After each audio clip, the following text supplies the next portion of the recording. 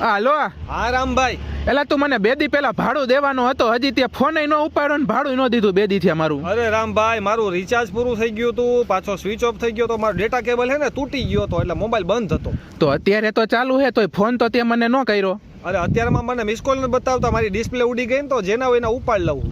હા હારું, તમારી પાસે દર વખતે બાના ઉભો, એકવાર રિચાર્જ નથી, હવે ડિસ્પ્લે ઉડી ગઈ હે તો એમાં મારા ભાડાને શું લેના દેના હે? અરે એમાં એવું હે કે હું હે ને તમને ભાડું દેવા આવતો હતો ને બરાબર હે, તો ડાયરેક્ટ મારો મોબાઈલ પાણીમાં પડી ગયો, તો એમાં ડિસ્પ્લે નખાવા ગયો નવી, તો ઘરે હજી આવ્યો ને ત્યાં પાછી બગડી ગઈ. બોલો તું ભાઈ હે ને બીજાની વાર્તાઓ મને કેમાં પાણીમાં પડી ગયો ને ખર્ચો આવ્યો, તારી પેલા મને 2 જણા આજ બાના દીધેલા હે. અરે બાના નથી દેતો, જો હું હે ને હજી કાલે જાતો તો ને બરાબર ત્યાં મારા દાદીનો ફોન આવ્યો કે એને હે ને કઈક હૃદય થોડુંક આમ ન ધબધબ થાવ. એ ભાઈ તું હવે ઈ રેવા દે, દાદી આમ થયું ને દાદા ને આમ થયું ને આ બધું જૂનું થઈ ગયું, તું મને હે ને હાંજ સુધીમાં ભાડું પોગાડ. મેં તમને ભાડાની ક્યારે ના પાડી? કોઈ દી મેં તમને ટાઈમ આપ્યું, તમે વિચાર કરો. તો કોઈ દી ટાઈમે નથી જ આપ્યું. એટલે એમ નહીં, મેં તમારો કોઈ દી ટાઈમ નો સાચવ્યો એવું કયો મને.